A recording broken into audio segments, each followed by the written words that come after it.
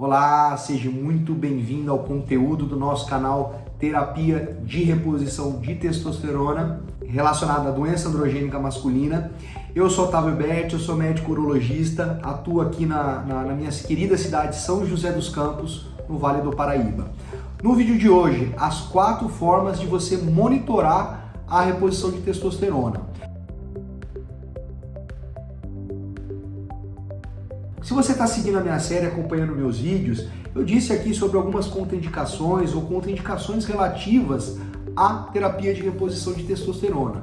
Lógico, muitos homens acima dos 45 anos de idade vão precisar fazer uma reposição naqueles pacientes que têm queda da libido, disfunção erétil, anemia, tem uma osteoporose relacionada à deficiência laboratorial de testosterona. Porém, esses pacientes podem apresentar alguns efeitos colaterais ou algumas contraindicações ao uso da medicação.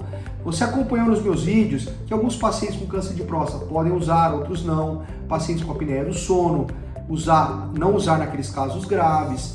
Pacientes que começam a ter o sangue mais concentrado, tem um risco aumentado de trombose. Então a gente deve monitorizar os pacientes quando fazemos essa reposição hormonal à base de testosterona. O primeiro cuidado que a gente deve ter é em relação à próstata, em relação aos sintomas de hiperplasia benigna, o inchaço da próstata, e em relação ao câncer de próstata. A gente sabe que a terapia de reposição de testosterona não aumenta o risco de câncer de próstata, mas a gente deve monitorar esses pacientes através do PSA e do toque retal.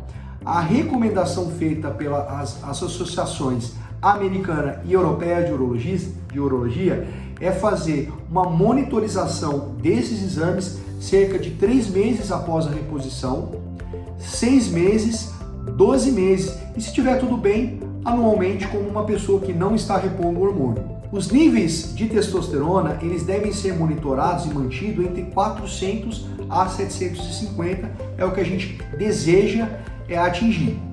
Monitorar o toque em relação ao aparecimento de nódulo e o PSA, o ideal, dependendo de cada caso, deve estar em torno de 2,5 a 4. Um outro cuidado que a gente deve ter, o segundo cuidado que a gente deve ter com esses pacientes é em relação ao hematócrito, ou seja, com a concentração sanguínea de hemoglobina.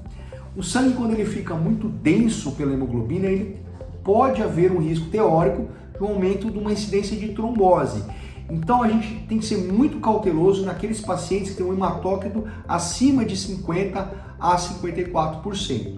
Quando atingiram maiores níveis do que isso, a gente deve suspender ou diminuir a dose do tratamento. A gente sabe que o que mostrou maior eficácia e maior segurança quanto a esse efeito colateral foi as preparações transdérmicas, como os adesivos à base de testosterona e os géis, que evitam aqueles picos suprafisiológicos iniciais que a terapia intramuscular de curta duração pode provocar.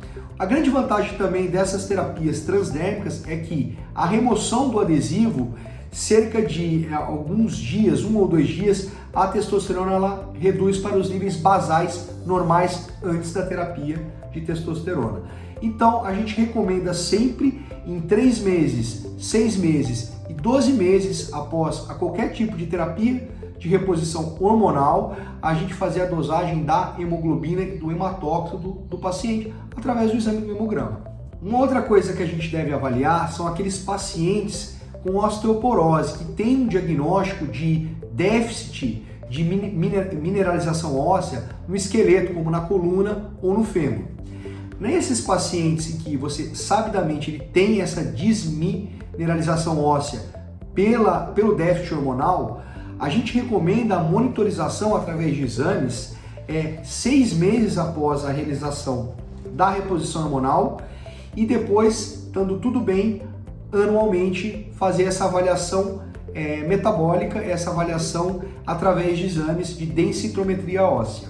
Resumindo, alguns cuidados, alguns monitoramentos que devemos fazer na terapia de reposição hormonal seria em relação à próstata, os sintomas de hiperplasia prostática benigna, e em relação ao câncer de próstata. Sabidamente a gente sabe que não aumenta o risco, mas recomendamos PSA e toque em 3 a 6 e 12 meses, monitorização do hemograma através do hematócrito no mesmo período, 3, 6 a 12 meses, e também uma avaliação para aqueles pacientes que já têm osteoporose, cerca de 6 meses fazer o exame e depois anualmente a realização da densitometria óssea.